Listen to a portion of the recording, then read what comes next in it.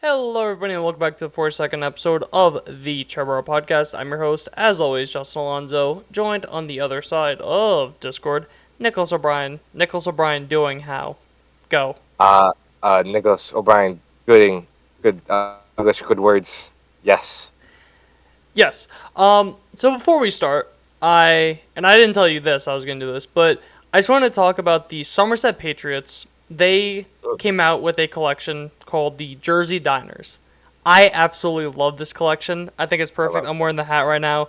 I'm also Is that wearing what that a is? shirt, this. That's amazing. And I would have bought a jersey, but the jerseys were $170, so I'm not doing that.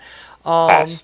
Yeah, but the jerseys were also incredible. They also give you, I didn't know they did this, but they give you this for free, too. Like a diner Oh, like a hat. little hat thing. Yeah. Yeah, So I I have, love that. and I also ordered a hoodie. The hoodie hasn't come in yet, but they gave me 3 of those for free because I got 3 things.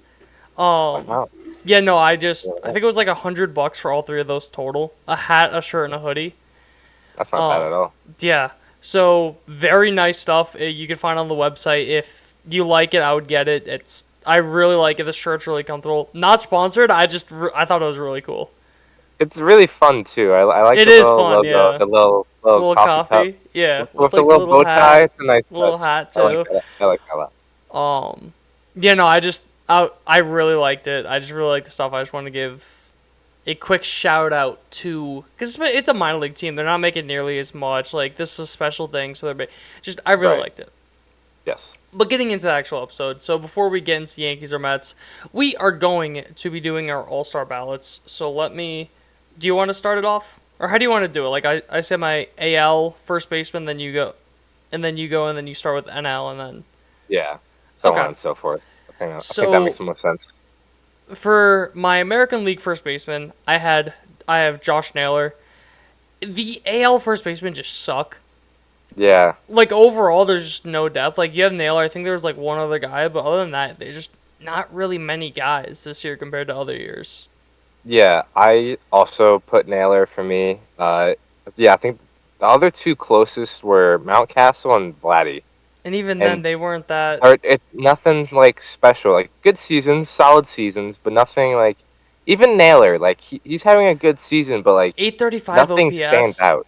That Right, like the 20 home runs. That's a lot. Like, but right. because then you also have the NL where I'll just spoil. I have Bryce Harper with a Yeah, 955 OPS, hitting right, a tick under 300.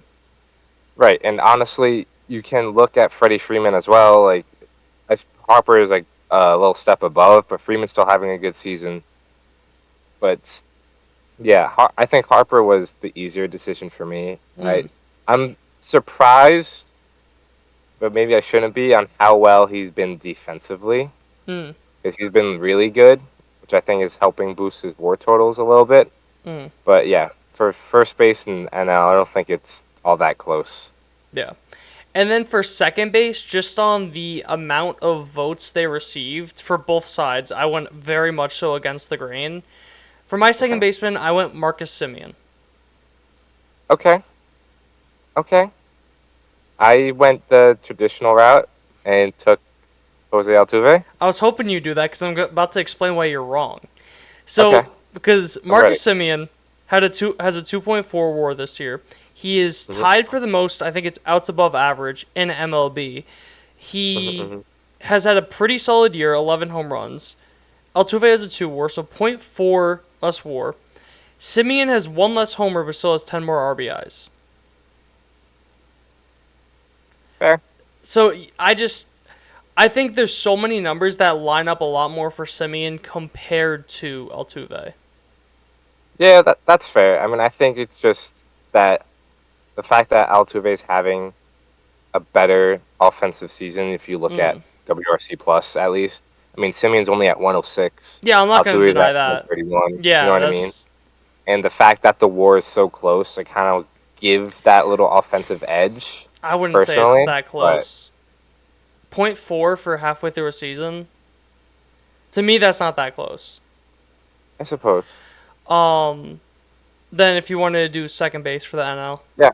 For second base in NL, first of all, I don't understand how Luis Ariz is leading second baseman in Oh, the I have a votes. point on him. I have a But point on him. I picked Ketel Marte. Fuck. I don't think it's that close I don't personally. either. Marte is just leagues ahead of NL second baseman. NL second basemen are very hit or miss.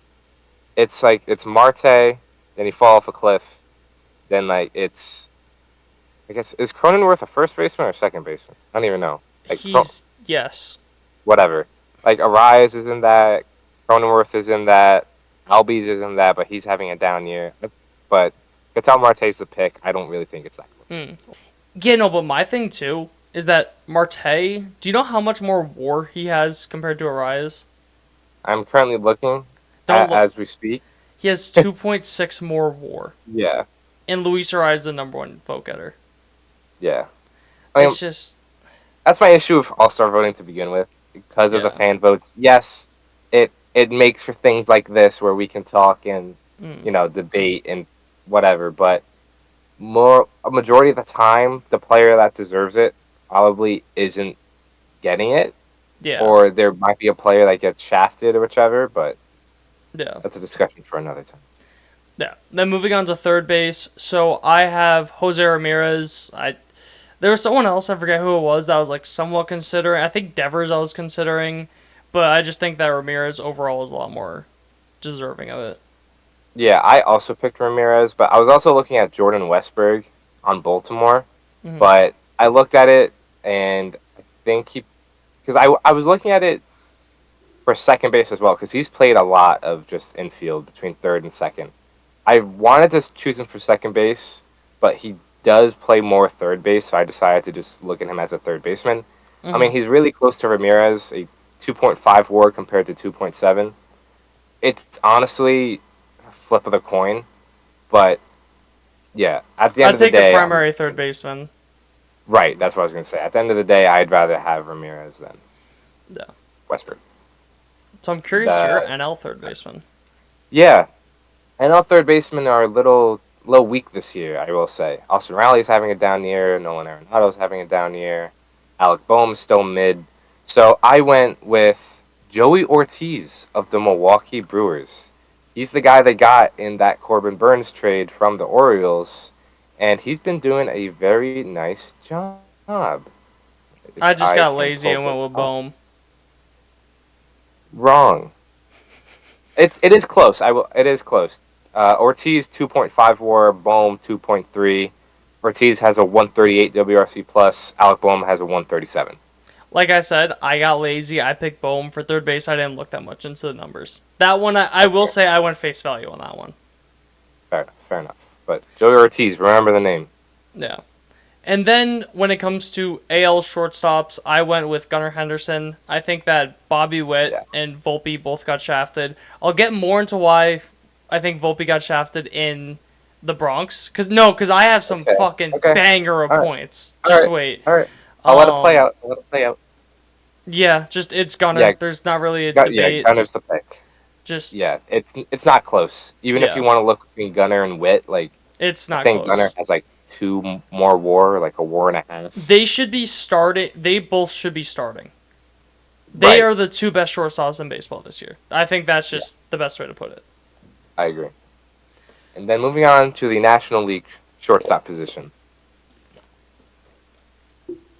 Francisco Lindor should be starting the All-Star game because since April 8th, you take out the first 2 weeks of the season, Lindor is the 7th most valuable player in the league at 3.1 FWAR. You take out the 7th most valuable. You don't take out the first month of the season. Aaron Judge is still the second most valuable player in baseball. Well, we're talking about shortstop. I know. I just know. I just want to put that out there. We know how good Lindor's been on the leadoff spot since the middle of May, but he only had 2 bad weeks. Well, not even bad weeks. 2 atrocious weeks. That obviously the season stats aren't there, but the NL shortstops are also a little hit or miss. I think it's Willy Adames. It was going to be Mookie Betts, but unfortunately he fractured, or is it his forearm or whichever, or his hand. Fractured his hand, so it probably should have gone to Mookie. But with Mookie being hurt, this paves the way for Lindor to finally get an All-Star selection on the Mets. I will say this. I put Mookie Betts down because if he was healthy, he should have gotten it. But Fair. obviously, he wouldn't be the shortstop, so I would have put Lindor if I said I wasn't gonna do it because he's hurt. I would have put Lindor down, but it's just he would have gotten it if he was healthy, so that's why I put him down. Fair enough. Then catcher, I put Adley Rutschman for the American League. It really wasn't Yeah. that It's close. between him and Salvador Perez, but even then, at The least still has defense, a good just leg up on him. yeah. And then for the NL, the catchers are a little also lackluster. William Contreras, Milwaukee Brewers. I think he's one of the better catchers right now. I think he is the best catcher of the National League, but obviously you disagree. I do disagree. I just think that you look at because the top two vote getters are Contreras and Real Muto. Is it Contreras that's number one? He might be. I think so. Whatever, regardless. Contreras a 2.3 WAR. Real Muto 1. You have Will Smith who has a 2.6 WAR. He has 11 home runs. He's having a better year overall. I think part of it is just which doesn't make sense because he's on the fucking Dodgers. How is the catcher for the Brewers, who's having not as good of a year, having that much more votes than the catcher of the fucking second biggest team in baseball? Fair. I think he also got hurt, did he not? He may I think have. he was out. But that helps Oh, my no. case. That Yeah, if he that's was fair. hurt, he still has more WAR, meaning that between now and the All-Star game, he's going to have even a bigger gap. But just, yeah. Fair. I don't really Fair. have notes. Can't argue with that. I don't really have notes for the rest of the guys here. Outfield, I'll just rapid fire. Judge, Soto, and then I'm not sure if this is a weird one. I think it shouldn't be, but Stephen Kwan. Okay, fair. I have Tucker in the last spot. I have Judge and Soto as well, but I put Tucker down. Kwan definitely is getting there. I mean, he's been on an absolute tear since he came back from the injured list. So I don't mind that at all because come the All-Star break, he probably has enough playing time to be qualified, and I wouldn't mind him being there either. Because my thing, too, is I was looking at it. I didn't write this down, but Kwan has a higher WAR, and he missed, like, the first month of the season. Damn. So he has a high... Then, compared to Tucker. He has Right. better numbers than Tucker while playing a month... Tucker has the home runs, obviously. But, Yeah. I don't know. I just... From an offense, That's fair. complete player-wise, I think Kwan deserves to be there. That's fair. I should have prefaced that I was looking at qualified players. So he Okay. probably didn't like pop up when I was Yeah, trying he to has a figure this 1,000... out. He has a 1,000 OPS. Right. Hitting Yeah, which is 397 insane. home runs. Just, yeah. Yeah, insane. But for the NL, my last pick surprised me as I was looking at it, but I think the first two, without a doubt, are somehow Jurickson Profar and Fernando Tatis Jr. for me. But my last pick, which I didn't think I would be picking, is Brandon Nimmo. But as I looked at it, Nimmo has the third highest FWAR for National League outfielders and the third highest WRC plus. I was going to put Brandon Nimmo, but because I went Profar and Tatis too. But just seeing Christian Yelich have such a good year made me so happy, so I put him. I know. That's fair. just He he would would have been my fourth outfielder. Nimmo would have been my Yeah. fourth outfielder. He'll still make the team, but just seeing Yelich doing that well, just made me happy, so I picked Yelich. That's fair. If he didn't get hurt, he probably takes that last spot because I had him there originally. Like but when I did like my own thing off screen when voting first came out, I think I had Yelich in there. But I just also want to point out that there's a very real possibility that the NL starting outfielder can be all Padres. Because Jackson Merrill is on another level right now, and he is very close to catching some of these guys on WAR and WRC plus. I was shocked that I had two outfielders. I did not think I was going to put Tatis, but then like you actually dig into the numbers. Yeah, I think because it's a lot more defense. It's a lot more defense compared to. He's still having a great year offensively, but it's the defense is more so carrying the numbers than the offenses. Yeah, for sure. The next highest guy for me would probably be Teoscar Hernandez. but just the the lack of defense just kind of hurts him there. I mean, he obviously has the bat. Mm. That, and I also think it's a thing of that lineup is so damn stacked. Yeah. That, and like you could say the same thing about Will Smith, whatever. But I was having goddamn fun with this, and I wanted Christian Yelich. Fair enough. I can't argue with that.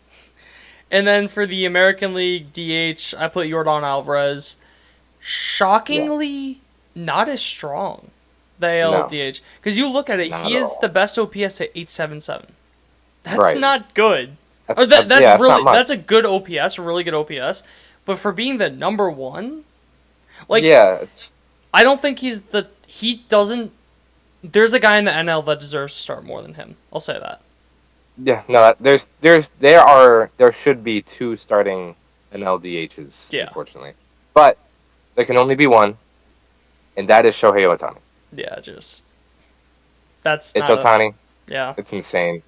I also just can't, out of good conscience, vote for Marcell Ozuna. So I will turn a blind. I pretend I do not see. You did not see Azuna. I do not see. Really funny thing. So on the Apple TV broadcast, because I also had Otani, the Apple TV broadcast, they were talking about Ozuna, and first off, Ozuna was DHing, so this statement's about to be false. But the broadcaster just said, and Ozuna and the Braves will take the field, and Oh I my just God. all I could think about was Ozuna from the Braves. Ozuna from the Braves. But also just he was DHing, so that didn't make sense. Right. First of all, you're wrong. Yeah. Second off, funny. Yeah. But yeah, so that's our All-Star You can do ballot. it. I'm sure it will change as things do. These are very fluid. I mean, what we have 3 weeks, 2 weeks, 2.5 weeks until I the don't All-Star know, break. man. Days don't exist to me anymore. That's fair. Something like that. So. Yeah. So yeah, if you guys disagree, let us know. Who are your picks? Comments? Let us all that good know if you think we're wrong and show how wrong you are. Yes, correct. But let us know. But I guess that it. I guess we'll get into it. Okay, we'll get into it. First off to Queens.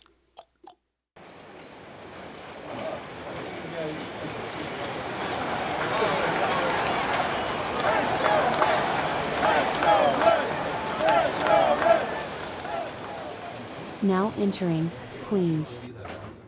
Hello, everybody, and welcome back to Queens, where the Mets have finished off a 4-2 road trip. 3 games in Texas, 3 games in Chicago. Your New York Mets are 1 game out of the wild card race, and I believe at this point, 2 games under 500. But before we get into that, as always, your injury report brought to you by Triboro MD. First off, Sean Reed-Foley has been placed on the 15-day IL with a shoulder impingement. Danny Young has been recalled. I think Foley came in the last game of that Texas series, and his velocity was down. He looked a little off on the mound. The broadcast even mentioned it. So it looked like something was wrong. Unfortunately, there was. So Foley will miss 15 days. I believe it was backtracked to June 20th. So, yeah. Foley has been probably one of the more underrated bullpen arms in for the Mets. He's been having a really good year. You know, he's been dealing with injuries ever since the Mets got him for Toronto. But he's produced whenever he's been healthy, so hoping for a speedy recovery and he could rejoin the Mets when he is eligible. And then the only other update, Starling Marte was pulled from the game Saturday, and he was not in the lineup on Sunday. He was pulled Saturday with, I think they called it, I do forget what they call it. It was something with his knee. I know that much. I forget if they said inflammation or just like, it might have been soreness. But yeah, so his knee, obviously with Marte, a lot of his issues are going to stem from his legs because of his age, and then the double groin surgery from last year. You just got to be careful with Marte. They even didn't let him play all the games in Texas because the Rangers have artificial turf. So we'll see what happens there. Why Hopefully it's why can nothing I major. not find the Marte injury? I just want to know if it's soreness or if it's inflammation, just so I can. I think it's soreness. I'm gonna bet my money it's soreness. Because if it was inflammation, I Soreness. feel like It's we were. soreness. It is okay. That's what I thought. So yep, Jesus fucking Christ. Starling Marte knee soreness. Hopefully it's nothing major, and we'll see him back on Tuesday. But that is it for your injury report. Like I mentioned before, Mets went 4-2. Really good road trip. Obviously, taking two series, one from the defending World Series champs and one from a Chicago team who I thought would have been a lot better. But yeah, they're 2 games under 500, a game out of the wild card standings, 8-2 in their last 10. Best offense in June, one of the best records in June. Things are going pretty well for the Mets right now. But can't believe I almost forgot about this. Unfortunately, the Grimace streak was snapped this week at 7 games as the Mets lost the series finale in Texas. But they kept it alive on Tuesday with a really good comeback win. Probably one of their best wins of the season. Really quick, how did the Rangers do after they beat the Mets? I have no idea. I could not tell you. Because we have let me Texas Rangers. Because we were talking about this. Does Grimace, the power of Grimace, does it just... Ooh, they swept the Royals. Okay, so the theory has legs. We don't think the power of Grimace just goes away. We think that it's kind of like when you beat the team that has the power of Grimace, the power of Grimace transfers over to you. You gain the power of Grimace. So right now the Rangers are 3-0 since winning that game. So now they have the power of Grimace. Counterpoint.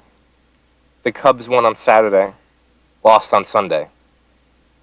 But no, the Rangers have all the Grimace. The Mets don't have Grimace anymore. So it transferred. Okay, There's only one Grimace. It's just there's only one. Okay. All of it. 100% of Grimace is with the Rangers. Yes. Okay, sure. We'll come back next week with a Grimace update. Yeah. Or a Grimace record update. See what happens. When do the Yankees play the Rangers? Hey, give me some of that. Grimace over here. But yeah, Ranger series, good win. Good series overall. Good win on Tuesday. They absolutely lit the tits on John Gray on Monday. And then just a lackluster game on Wednesday. Kind of fell short a little bit.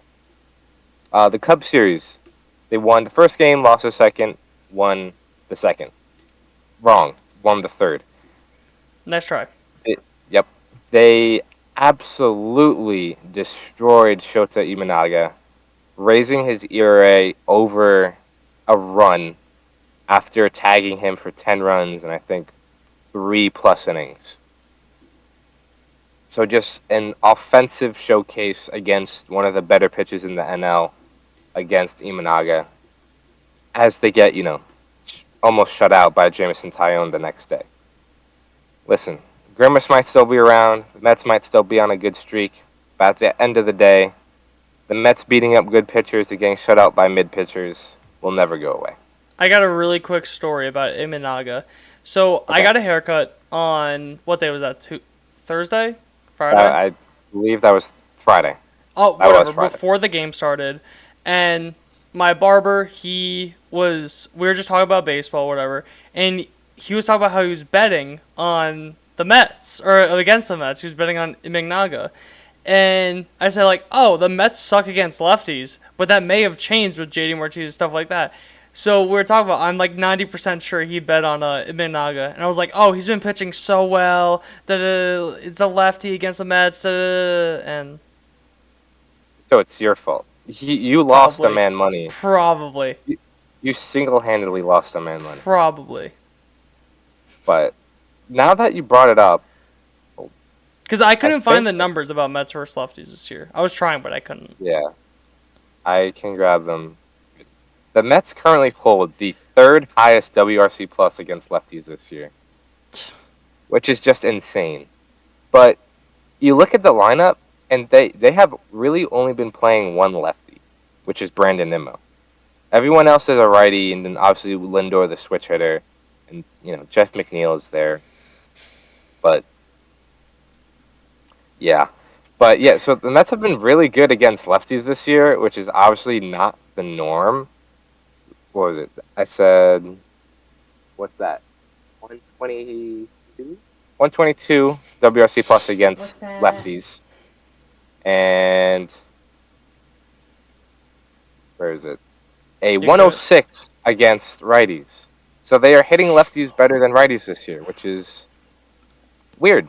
But, I mean, you look at JD Martinez, Harrison Bader, Mark Vientos is really an everyday player now. It kind of makes sense when you look at it, but... Beatty's in the minors. He's not really playing. He'd be a lefty. Right. So it kind of makes sense when you look at it, but Justin lost a man money, so it's really shitty of him. Yeah. What an asshole. Inflated numbers because of one bad start. But unfortunately, we can't have nice things. The Mets can't have a normal week without something coming up, some form of controversy, some form of whatever. So if you guys missed it, which I'm sure you haven't, Edwin Diaz was ejected Sunday night due to alleged sticky substances on his hand. So if you guys didn't catch that, at the end of Sunday night's game, as Diaz was coming to enter the game, as the umpires do, they always check the hands of the pitcher, and they deemed it too sticky.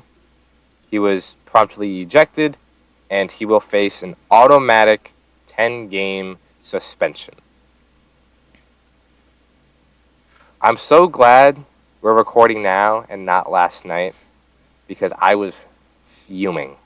Because obviously the Mets have dealt with this not only once, but twice before. This is now the third Mets pitcher, the third Mets pitcher to be ejected and promptly suspended. First one being Max Scherzer last year, and then Drew Smith, and now Edwin Diaz.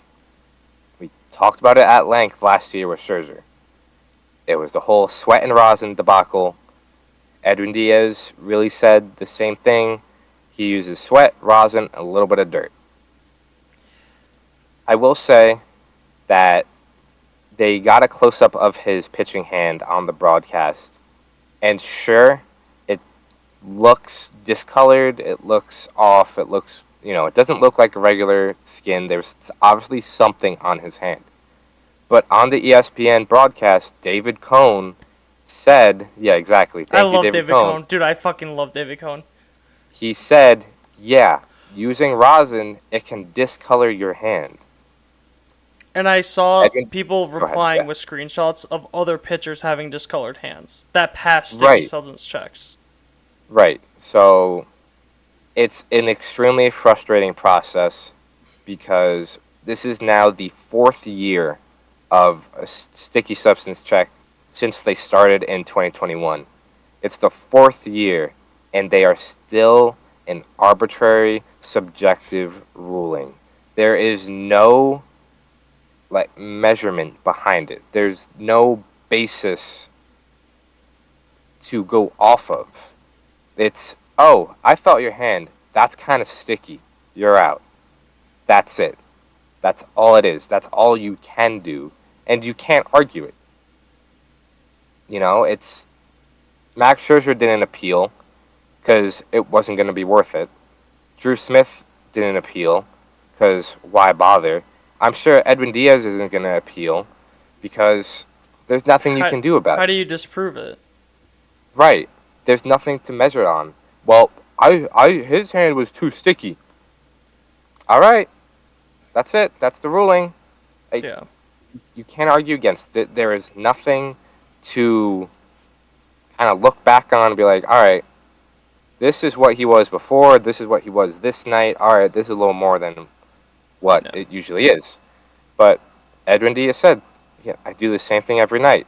I'm not going to stop doing the same thing every night. Once he comes back from the suspension, he will continue to do what he's been doing for, I'm sure, his entirety of the career.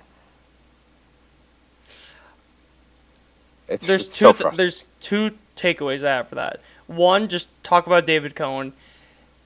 it's not like it's A-Rod in the ESPN booth saying this. David Cohn is one of the smartest people I've ever heard talk about pitching. When he says something on like a topic like this, you listen. So Right. I don't think like people will be like, "Oh, it's a broadcast." Or no, that is not nothing. Him saying obviously he didn't feel Edwin Diaz's hands. He doesn't know how sticky they were. But on a base level, that doesn't equal evidence that he was using something illegal. But Right. my question is this on the Mets? Because, like you said, they had 3 players that have been ejected for sticky stuff since the rules came out in 2021. There's only been 8 players total. Right. So more than a third of players ejected have been Mets. Is that something on the Mets that they're just doing something wrong? I don't personally. I wouldn't call it they're doing something wrong. I think the rule is extremely subjective and arbitrary. Because rosin, a legal substance, if you use too much of it, it is technically illegal. So, what are you supposed to do? But that's kind of what I If you're- mean, where is it the Mets not like telling their pitchers like or noticing their pitchers are using too much and being What's like, too "Hey, much? no, I agree with you, but I'm just saying if That's the point. Like, yeah, there's nothing to prove it's too much, it's too little, it's not enough. Like, rosin is illegal.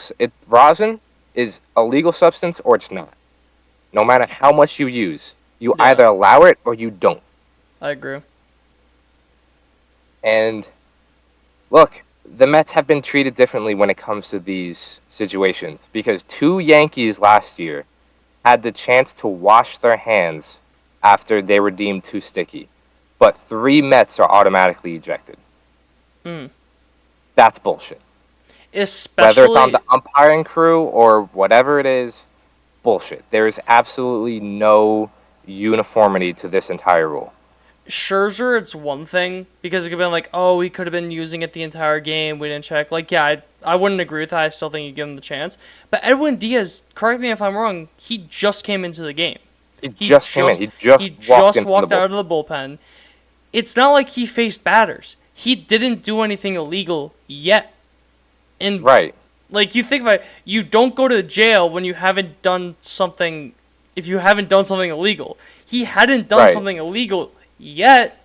So I just like I get you could say intent, whatever. Like, but still, if you're Right. giving other guys a chance to wash their hands and he still technically hasn't done anything wrong yet, then Right. Then, and it's like, look, these pitchers aren't dumb.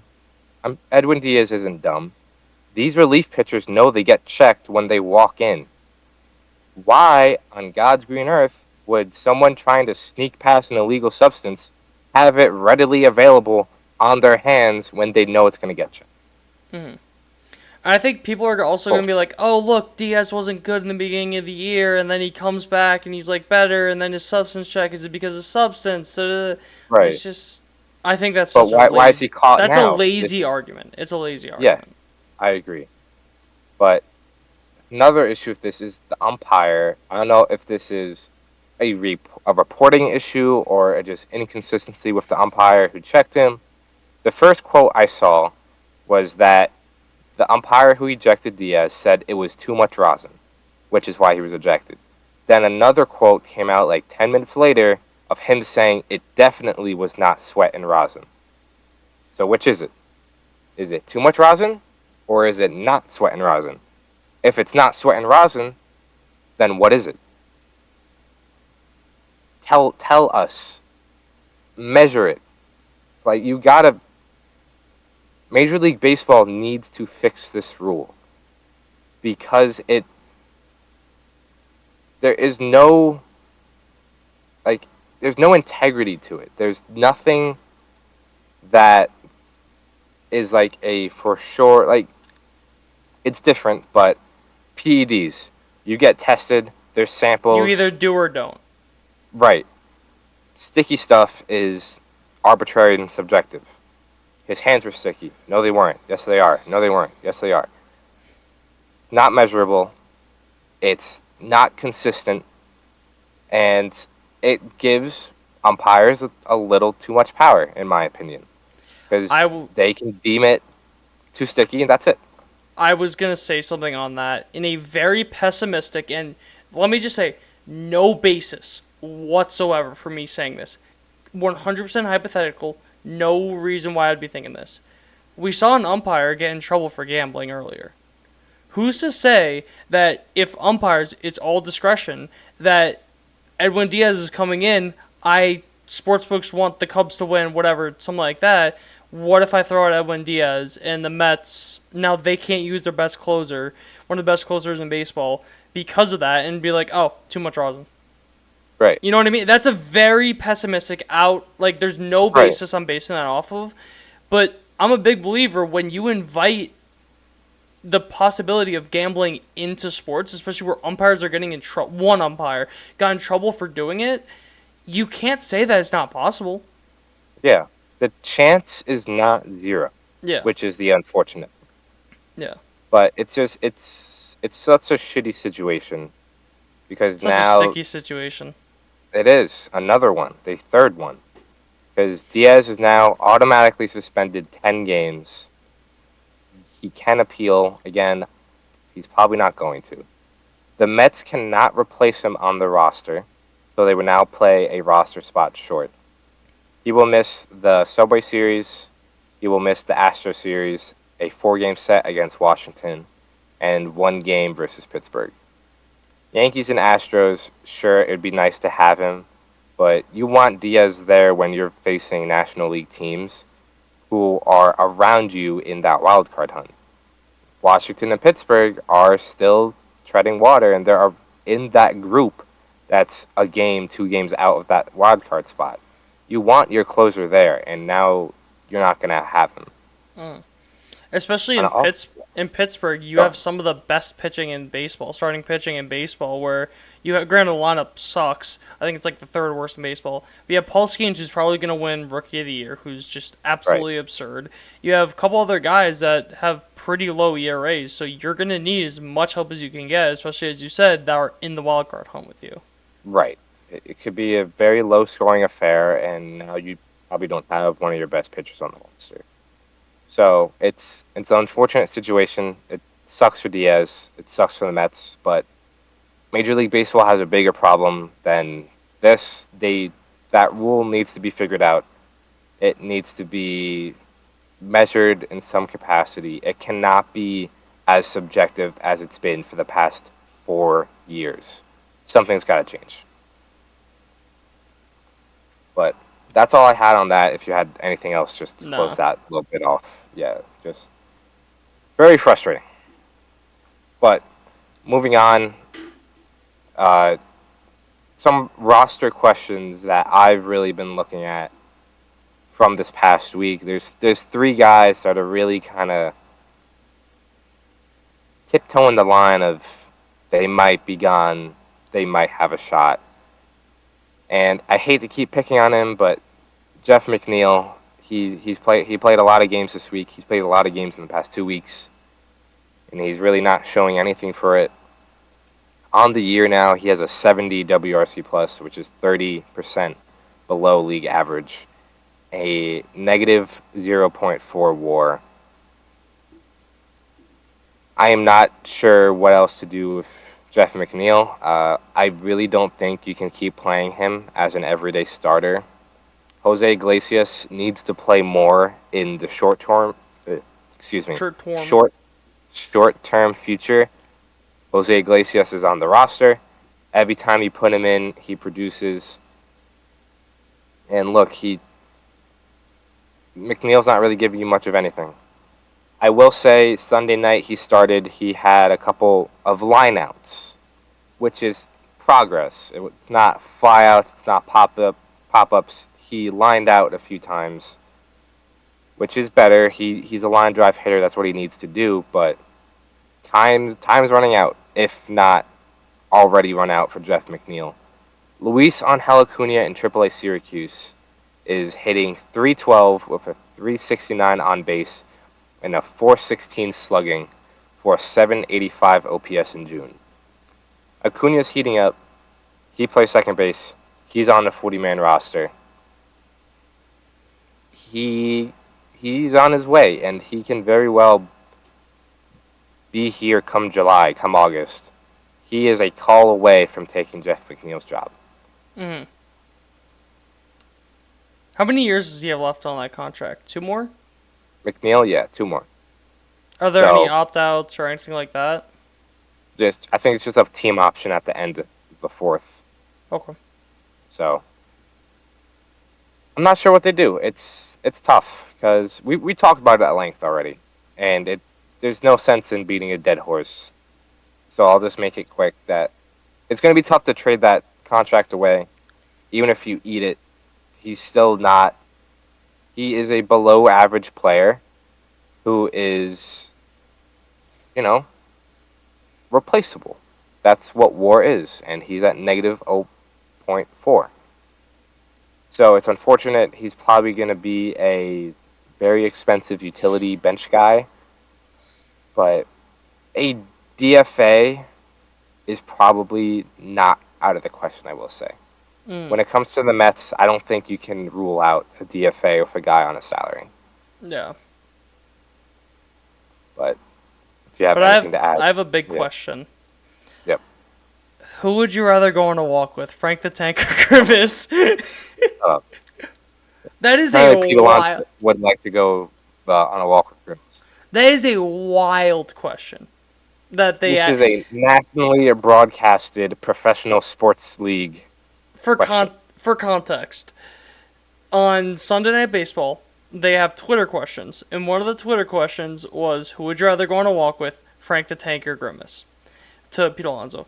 I have no issue with them making Grimace jokes, but Frank the Tank, that's you can't give him more than he already has. Yeah, but Grimace is not even close. Oh, of course.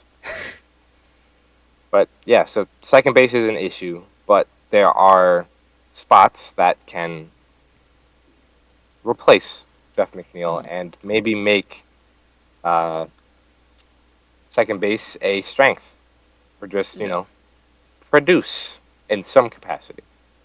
But the next guy I want to talk about is Tyler McGill. Can I actually stay in the infield really quick? Yeah, go for it. So Lindor, I just wanted to mention it. I could have said this when we were doing All-Star ballots, but I wanted to kind of hold on to it just because I've always been on the train of Lindor gets overhated just because of money. You look so weird without glasses. There have been since he signed his contract in 2022, there have been 3 players with a higher WAR: Freeman, Judge, and Mookie. And you go to the contract. So they say about $8.5 million is worth 1 WAR. So his contract is $34 million per year. He had a 6.4 WAR in 2022, then 5.6, and is on pace for a 6.1. If you go to worth, he was worth 54.4, 47.6, 51.8. He is outperforming his contract, and people are still going to say he's a bust, this, that, what. I saw that tweet. It was from Jack Mack, CFB. I just wanted to mention that because, yeah. Lindor is on pace to be one of the best shortstops in baseball history. Mm-hmm. And people will continue to rag on him because he starts slow for about 2 weeks. Aaron Judge starts slow. I know he's not Aaron Judge, but Aaron Judge every year starts slow. He's I don't want to see Aaron Judge's April stats. I just don't want to. It's Lindor is a professional. He starts slow. It is what it is. But at the end of the day, he puts up good seasons. He puts the team in a position to win day in, day out, year in, year out. So I'm very blessed to watch him every day, and thank you, Lindor, for Don't take it for granted. Exactly. But moving from the infield to the starting rotation, Tyler McGill.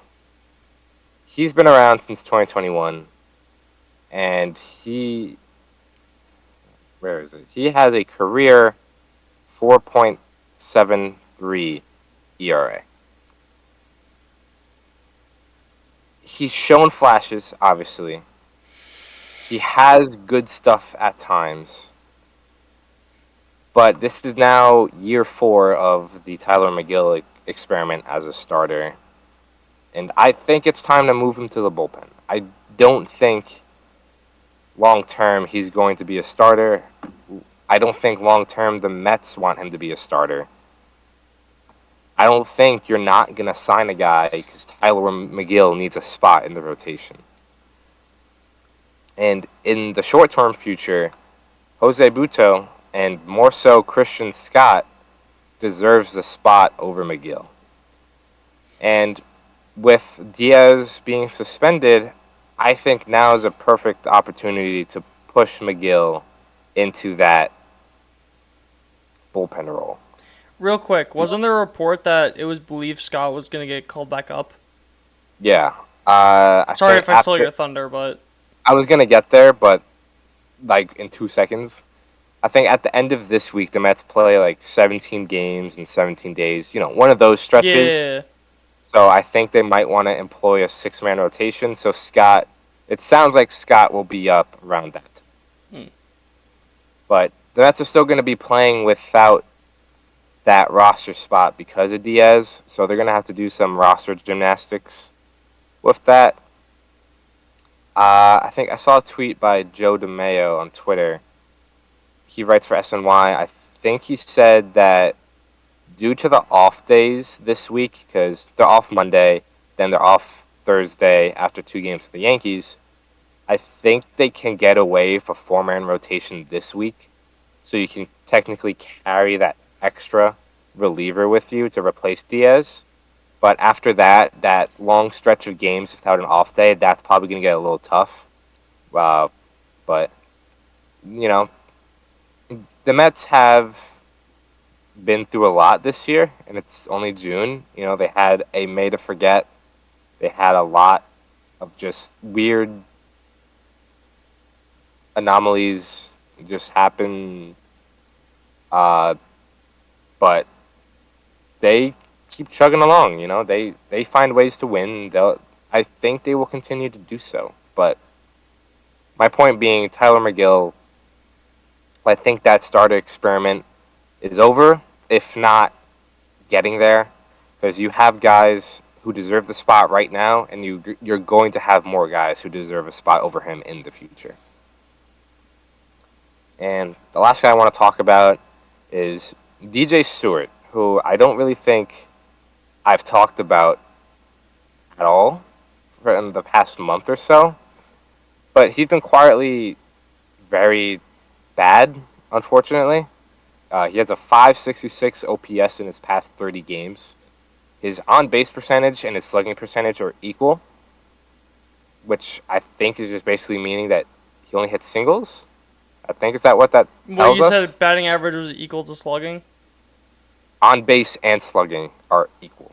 No. I don't know what that means, but it's not good. Because on base can go down if you get thrown out of the bases. Really? So, like, say if you try extending a single into a double, and you get thrown out, it doesn't count as being on base. Interesting. I did not know that. If your batting average equals your slugging, that's what it is. Right. Okay. Because it's not multiplied. Right. Either way, very bad. 566 OPS in the past month, really. And he plays adequate defense. He can stand in the outfield. He's fine. Obviously, he can bring some power off the bench, which he's shown. But you also have other options in AAA. A lot of guys are, you know, journeymen / veterans who you sign on minor league contracts. Ben Gamel is the biggest one. Currently holds a 152 WRC plus in AAA. He's a lefty. He plays outfield. So you can basically just swap him. Trace Thompson can be another option. He's a righty, but he has a 97 WRC plus, but he has like 15 home runs, something crazy like that.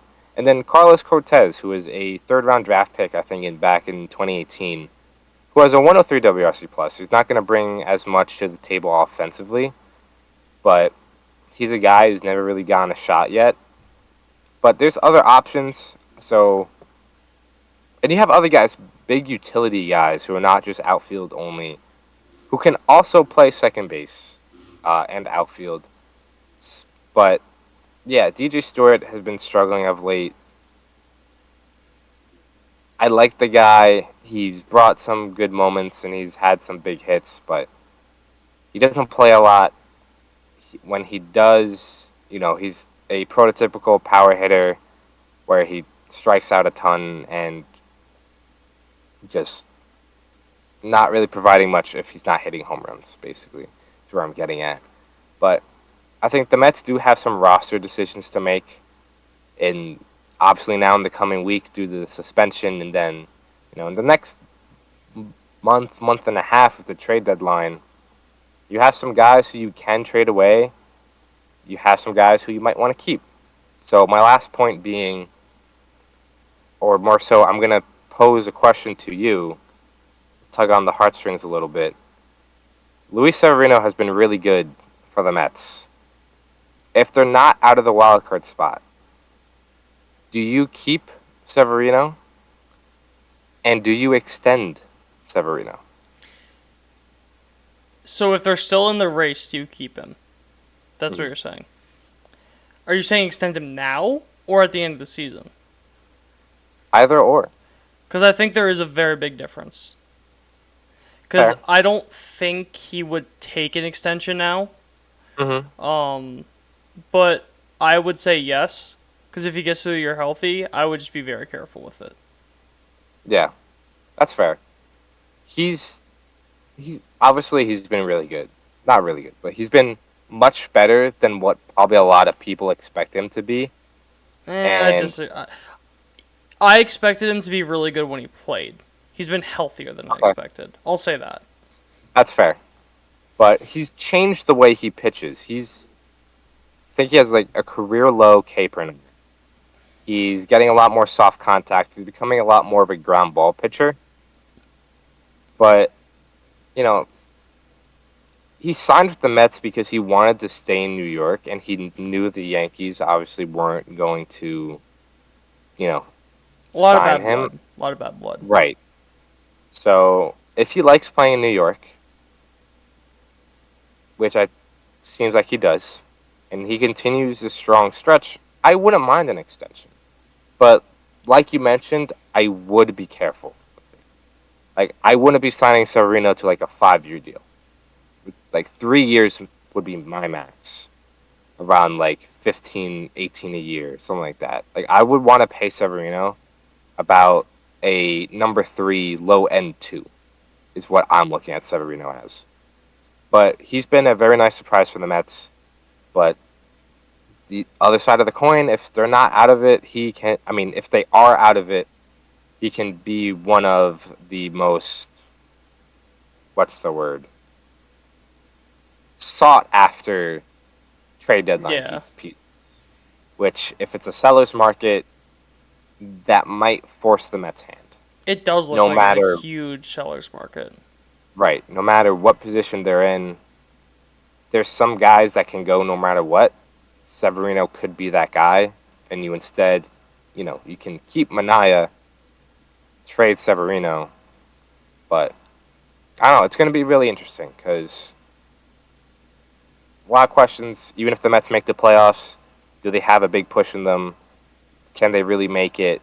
Stuff like that. Are you going to risk the future and trade away some pieces to get something to buy at the deadline instead of sell? But we still got some weeks leading up to that, and of course we'll cover it here. But up next for these Mets, a Subway Series at Citi Field. That'll be really fun for us. And then 3 against the Astros at Citi Field. We'll see what they do with the bullpen. It's going to be a challenging week, I think, when it comes to roster management. But these Mets are resilient. We'll see what they have in them. But that's all I got for Queens. Yeah. If you wanted to add anything and or take us away. No, I'll just take us away straight into the Bronx.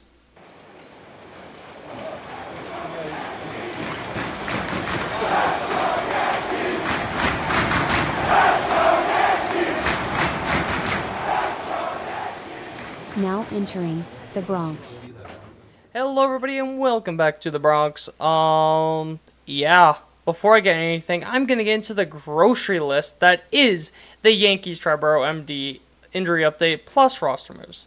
First off, Anthony Rizzo was put on the 60-day IL with a broken arm. Ben Rice was called up. I did not expect it to be a broken arm. Neither did I. That was I was shocking. shocked. Yeah.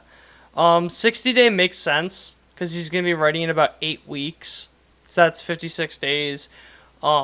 So it makes sense because it's also one of those roster things. Cody Petit on IL with right tricep strain. Ian Hamilton on IL with right lat strain. Scott Efros started a rehab assignment. Signed Tim Hill and called up Phil Bickford. Ron Marinaccio sent down. Victor Gonzalez traded, or DFA'd. Yandris Gomez called up. Traded for J.D. Davis for cash and a guy that wasn't even a prospect. Giancarlo Stanton out on the IL with a left hamstring strain. Out 4 to 6 weeks. I'm going to go back to Davis for a second. So, Davis, it looks like he's going to be a platoon bat with Ben Rice, which I don't agree with. I'll get into why later. Yep. J.D. Davis has a 130 WRC plus against lefties this year. So, pretty solid. It's not a thing of I don't want them to do a platoon because of J.D. Davis. It's more so because of Ben Rice. I don't think they should take him out.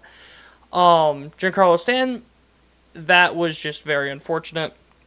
Yeah. He was rounding third, and you could tell he tweaked his hamstring. People are so stupid when it comes to Stanton. They're just so brain dead when it comes to him and evaluating him. To put into perspective, in June, Giancarlo Stanton had a 165 WRC plus. On the season, in high leverage, he has a 204 WRC plus. So he was one of the best hitters in June, one of the best hitters in baseball in high leverage. And people were calling for his job, and I completely forgot to even mention him. Jason Dominguez tweaked his oblique. He is out 6 to 8 weeks. Everyone was saying, call up Dominguez to replace Stan. Guess what? You fucking can't do that now.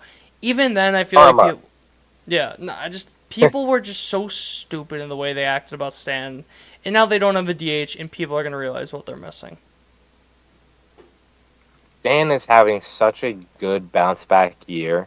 It's not anything spectacular, but it's a good offensive season, which is exactly what you needed from him. You need to stay healthy and hit bombs, which he's been doing. He doesn't have to be the second best hitter in this lineup anymore. Right. He can be the fourth best hitter about that in this lineup, and that is very good. And I think that a lot of it is just taking that pressure off him and just... Because also the way that they used him I like a lot more was 3 days on, 1 day off, 4 days on, 1 day off, whatever. But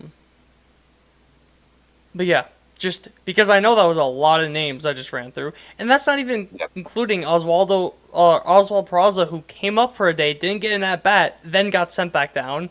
That's not including them calling up 2 other relievers that they immediately DFA'd or sent down. As guys that currently are either on the roster now or their impact was felt lost. Added Ben Rice, Tim Hill, Phil Bickford. I completely forgot to even mention Garrett Cole, Yandris Gomez, J.D. Davis. Lost. Anthony Rizzo, Cody Petit, Ian Hamilton, Ron Marinaccio, Victor Gonzalez, Giancarlo Stanton. Jeez. I shouldn't have to name that many people off in an injury update. In a week. There's 1 week worth. And that's not even including guys like Andrew however you say his name. And there was another reliever or two. Right. Victor Gonzalez was... Yeah. That was very surprising. No. It was surprising that they did it, but I think it was the right move. His ERA, sure, it was good, but all his underlying numbers sucked. Yeah, I looked into them afterwards. And they were all his ERA started going up a lot recently. He started regressing more to those underlying numbers. So I don't have an issue with that. For me, I think it's just the fact that he has multiple years of control. Fair. And you just DFA him. But at the same time, I'm assuming he doesn't have options, which is why he was DFA'd. Yeah. So if you don't think he's going to be a part of the future here, then it makes sense. But it was just surprising. I'm not even going to fact check that because you don't DFA a guy if he has options. Right. Yeah, but then getting actually into the Orioles series. So, Garrett Cole is back. I did not like how they used him. So, he was built up to 60 pitches. And he threw 62 in the first game back. Right. The reason why that Boone quoted was added adrenaline.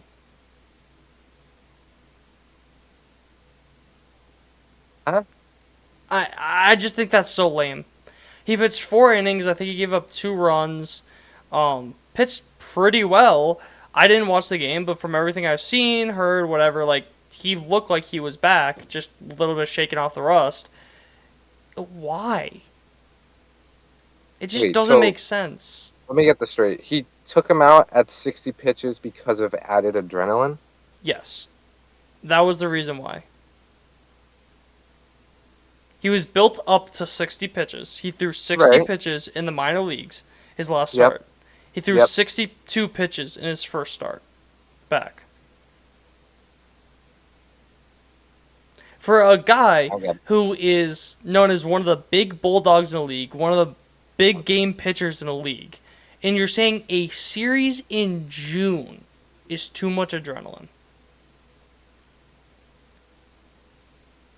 Listen, if it's like some other like science bullshit behind that, sure. I don't But think I, there's I don't I don't quite understand that. That was just so bullshit. Like, I don't knock a lot of things Boone says because it's mostly just stuff from the front office, sales, analytics, whatever.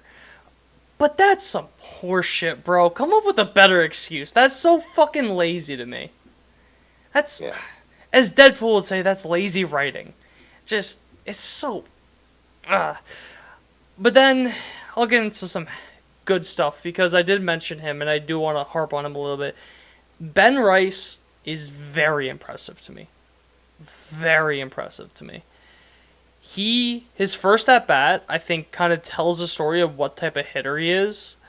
He went down 0-2.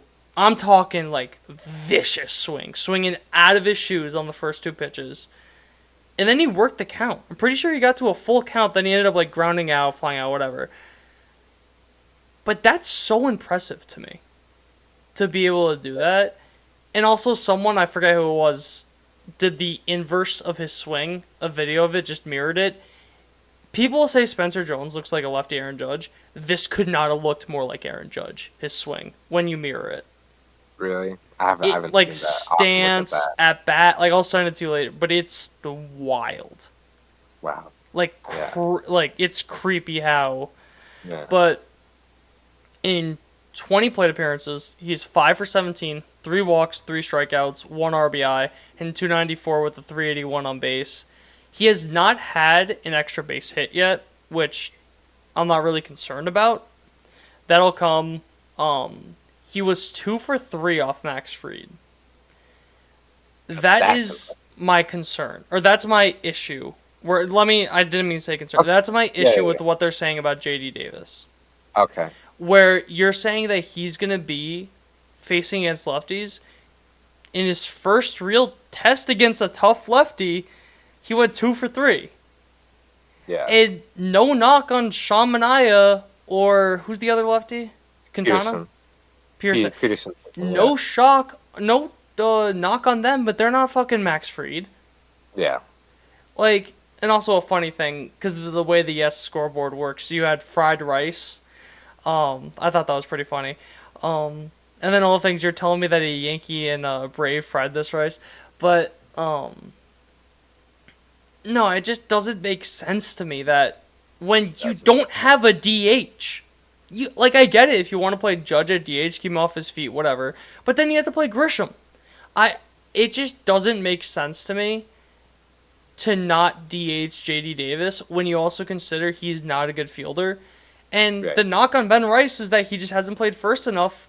He made a damn well good double play. I think it was he stabbed at a ball he didn't really have business getting. He tagged first base and then threw a laser beam to Volpe in the exact spot he had to throw it to for Volpe to swipe down and tag him. I just don't see how he's not your everyday first baseman. He absolutely should be.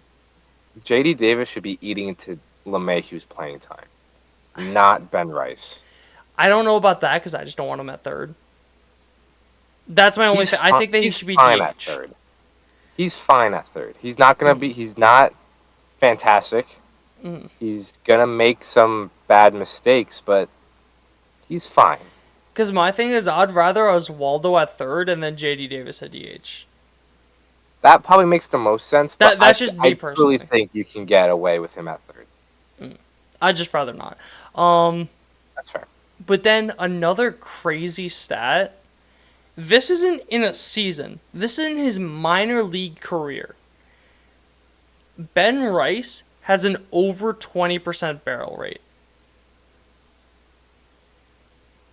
In MLB this year, only one hitter has a barrel rate above 20%, and that's Aaron Judge. Well done. I like that a lot. That's absurd. That's why I'm not worried about the extra base hits. He is a professional hitter. He looks confident at the plate. I'm not worried about the extra base hits. I just think that you got to get this guy as much playing time as possible. Circling back to JD real quick. Last year with the Giants, he had 5 outs above average at third base. This year with the A's, he's at -2. At first base this year, he's at -3. How many games has he played though at compared from first to third? It does not tell me off of outs above. All right, so while you go do that, I will. Talking. Yeah, just to talk about the barrel rate about Judge. So number 2 is Ohtani with 19.4. Very impressive. That's the second highest barrel rate in baseball. Aaron Judge is 28.4. The gap between 1 and 2 is 9%. That's insane. Aaron Judge is just insane at baseball. You find it? I did. He had 140 innings at first this year, 97 at third. So he's been playing a lot more first base. Okay. For Yeah, take that for what you will. And then the last real thing I wanted to talk, or one of the last 2 things I want to talk about, I'm surprised I didn't even do it. So this is about like the hit by pitches and like all that in the Orioles series. So what happened is Judge was hit in the hand. He later got taken out. I got flashbacks 2018 immediately. It was scary as shit. He's fine. He only missed a game. Then later Glaber got hit. In the hands too. I'm pretty sure by the same pitcher. I'm not saying it was intentional, but for all the hype going into this series, that was a little sus. Little suspect. Sus. The thing that I really wanted to talk about, just because I found this hilarious and I love this so much. Alex Verdugo, have you seen this quote? He pointed, I believe it was the pitcher. He says, "Just me and you, and after I'm done with you, I'm gonna fuck that guy up." I love that. Yeah. He brings some good energy. You need that. I love Alex Verdugo. I'm not gonna say it's intentional. I'm not gonna say anything like that. But what I will say is Victor Gonzalez, it may have been later that game or the next game, ended up hitting Gunnar Henderson.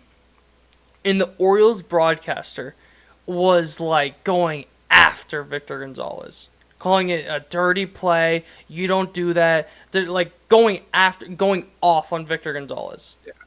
How are you going to do that when you could have ended the best player in baseball's season? And you could have ended another player's season directly after that. And if Gonzalez was intentional, you sure as shit Judge and Glaber's were.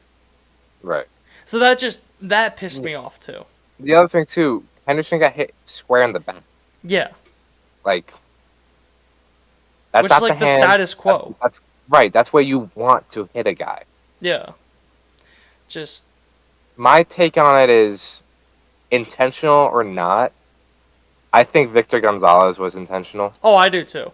Yeah. To Torres and Judge, I don't think so. But it's one of those things where it's just, you got to back your own guys. Like, you hit our guys, we'll hit you type of thing. It's not like he was I'm perfectly headhunting okay with either. that. Right. Like, Just- think whatever. It'll blow past. yeah. Doesn't matter.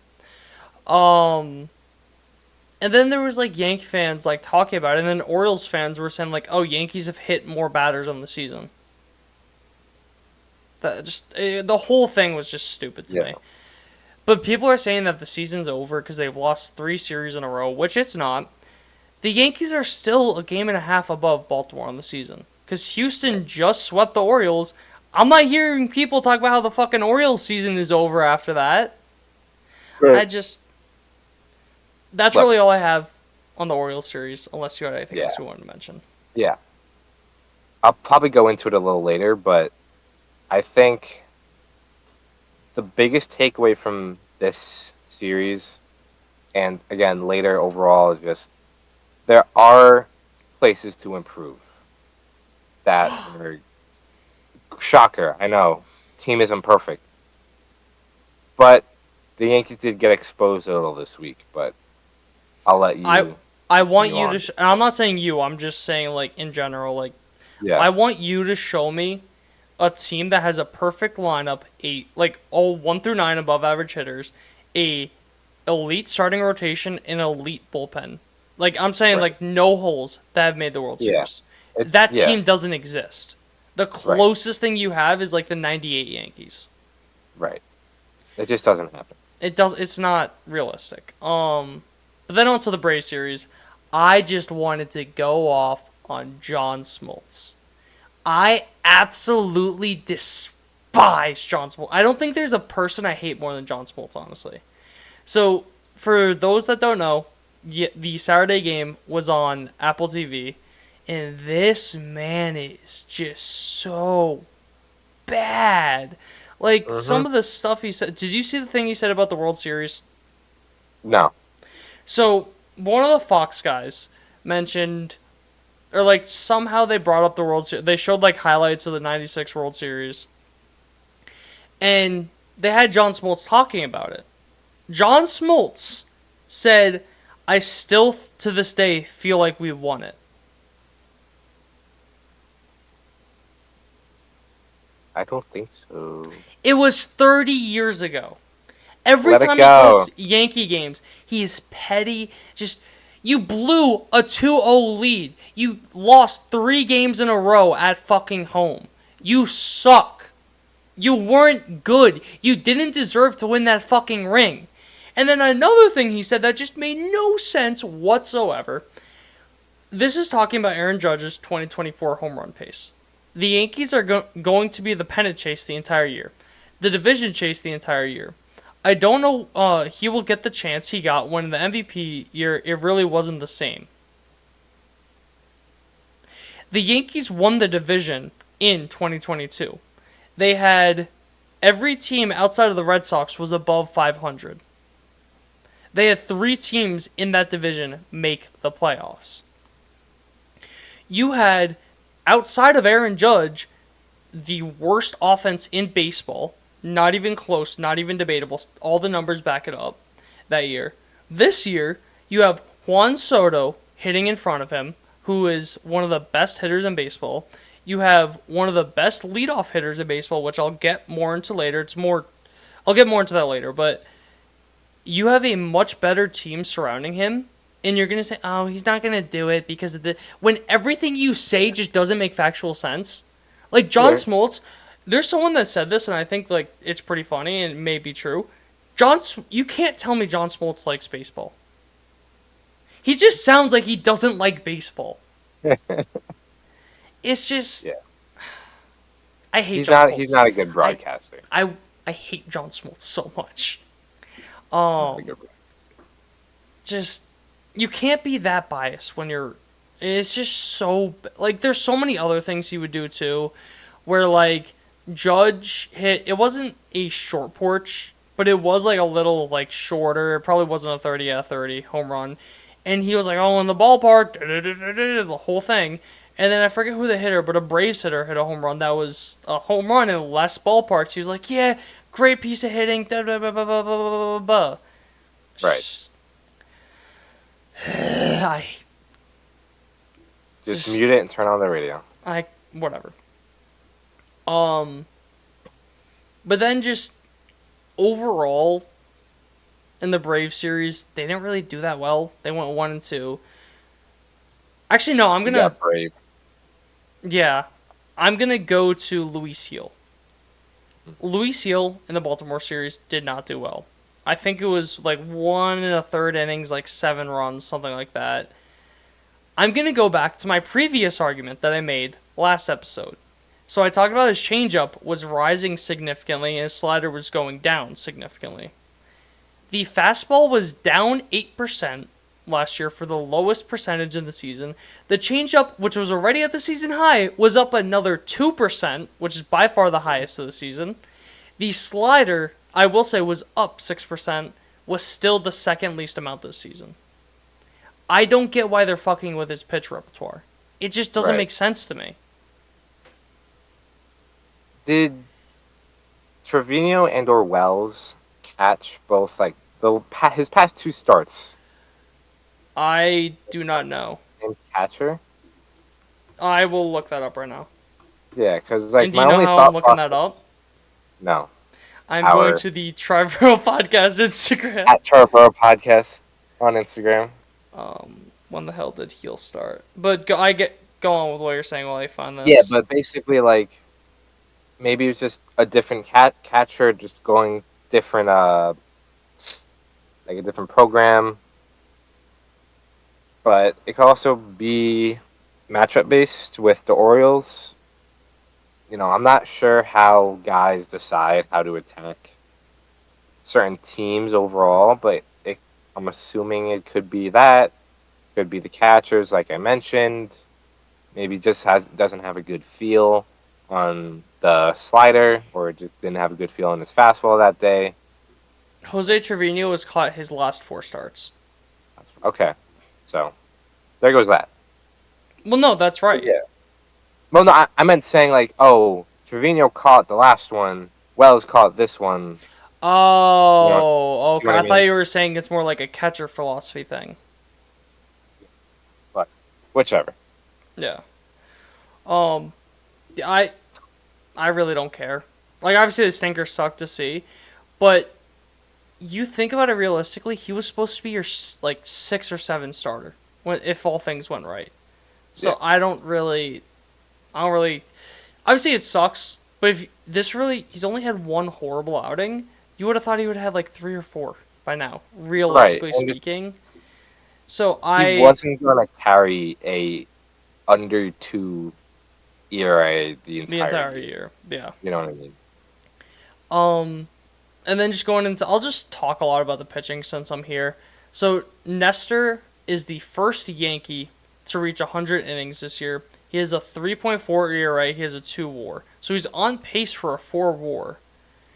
And I feel like people act like he's one of the worst starters in baseball.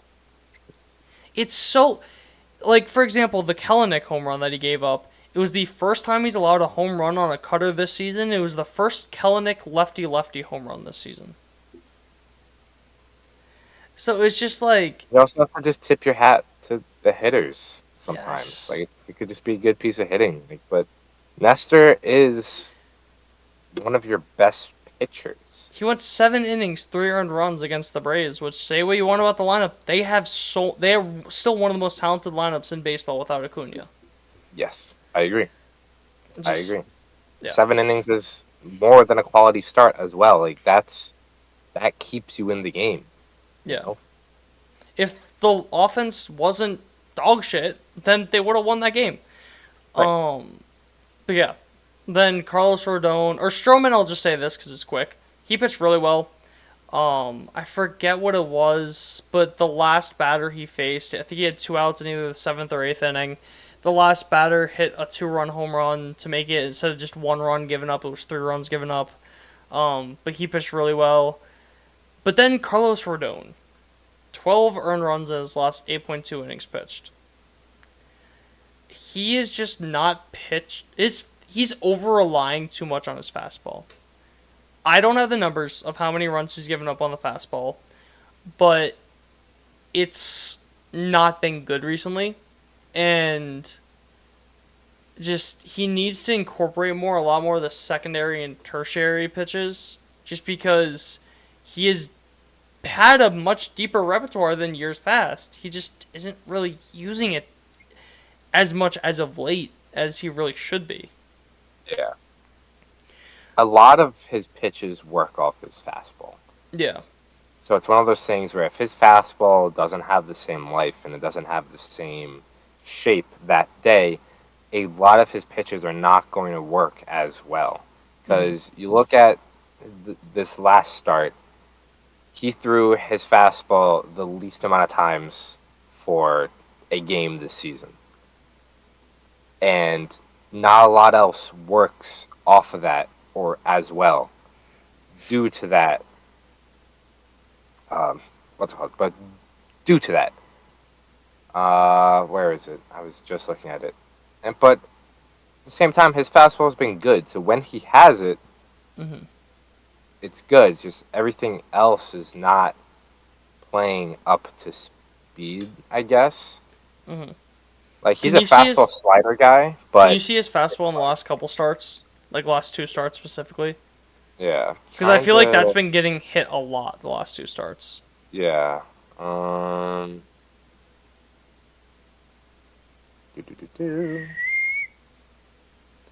So the weather. Yes, the weather. Well,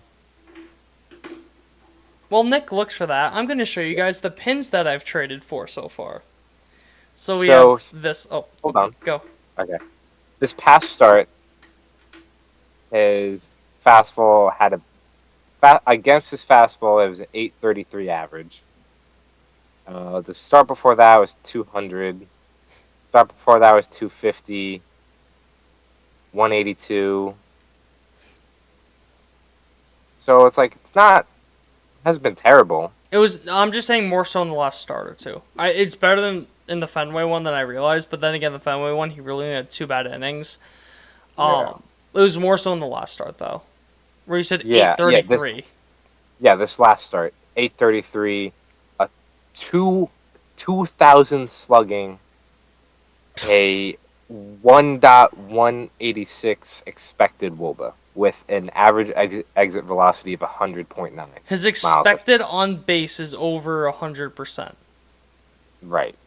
He's like hitters were expected to be on base more than they physically could have been. He gave up 5 hits on the fastball, 2 singles, 1 double, 2 home runs. Yeah. He just didn't have it that start. No. Did you have anything else on the pitching? No. The only thing, I don't want to rag on him too much, but just Rodon isn't the guy you paid for, and I think that's. I don't want to take a victory lap, but you're taking a victory lap.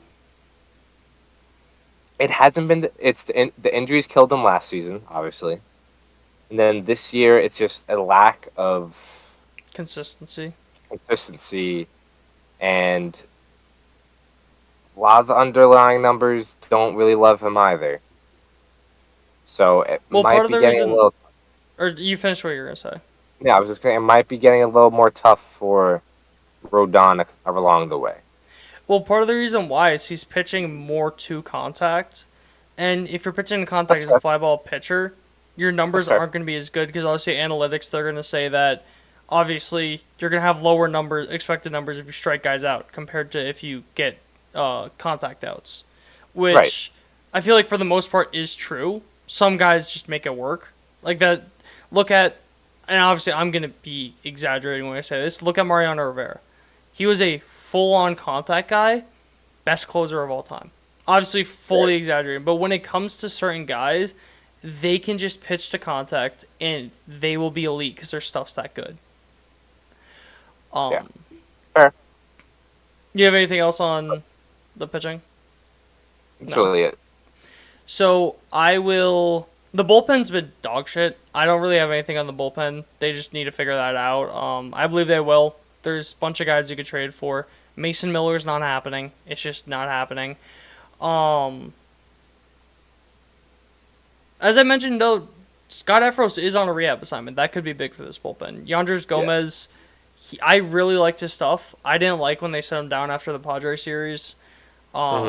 He pitched 4 1/3, I believe it was, only 1 earned run. So I really like, obviously, what he gives. But then going on to the offense, I really want 2 more guys I want to talk about. So people are talking about how Soto is in a slump.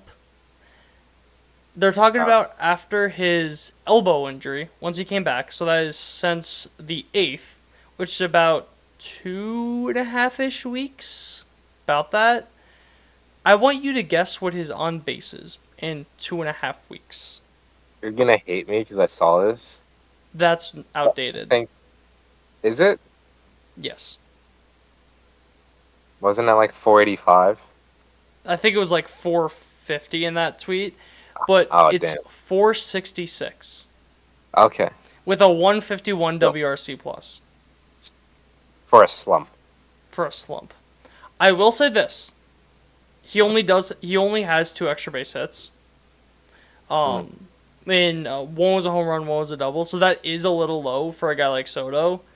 But at the same time, if he's getting on base and Judge is on this just insane of a streak, it doesn't matter. Yeah. He's producing runs. He is still creating runs that are weighted at a very elite level. Plus. No. Plus. You like what I did there? Period. Yeah, people are stupid. Yeah. Hey, believe it or not, stay with me here. Just give me some leg room. Even the best hitters go through slumps. Getting on base 47% of the fucking time is not a slump. Right. People are so stupid. I just hate how Yankee fans, a lot of them, are just so negative all the time and act like this team has to be perfect, firing on all cylinders 100% of the time. Unless Judge, Soto, or Cole get a very serious injury, I am still very high on this team. As you should be. Like obviously, there are things that have to be improved. The bullpen, maybe even more starting pitching depth. Obviously, like third base, even like second base. Stuff can be improved, but you still have one of the best cores in all of Major League Baseball. Correct. Agreed. Yeah. Couldn't have said it better than myself. So, the last person I wanted to talk about, Anthony Volpe. I talked earlier how he got unlucky that he wasn't in contention for an All-Star. He is tied for the most outs above average in Major League Baseball. He has the highest defensive WAR in Major League Baseball.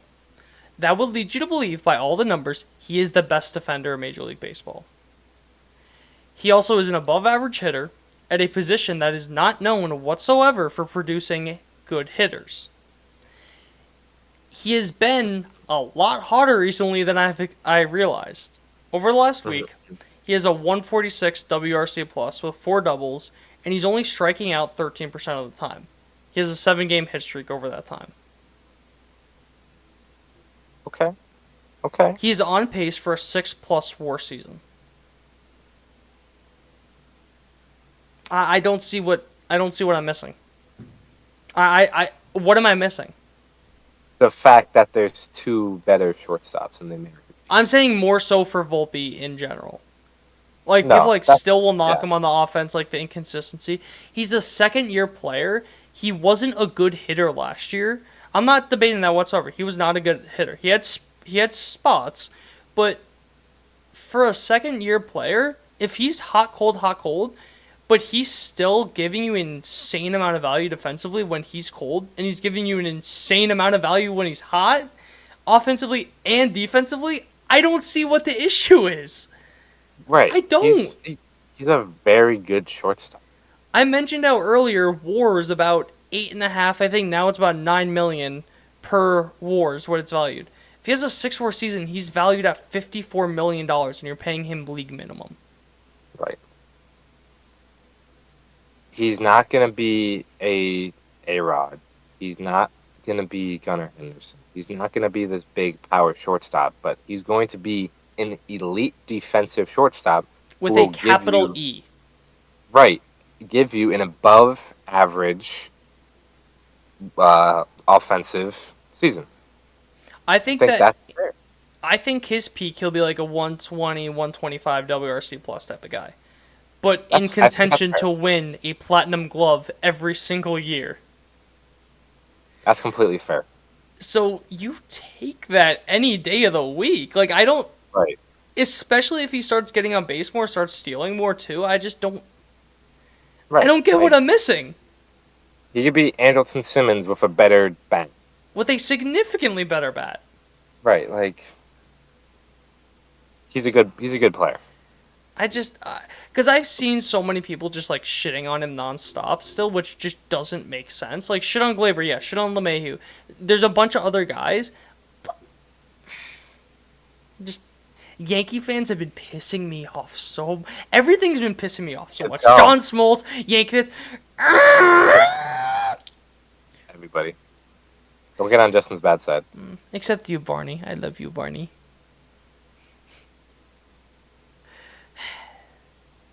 And breathe. That's all I really got. If you had anything else to say. I think this was a almost necessary week for the Yankees, I think, in that you're in a good spot, but you can still get beat, and it kind of showed where the holes are, where you need to improve. Like you mentioned, third base, maybe second, bullpen, maybe another starter, whatever it may be. There's places to improve, and sometimes you got to get kicked in the teeth to realize that. So, like you mentioned, the Yankees are still in a really good spot, but you can always improve.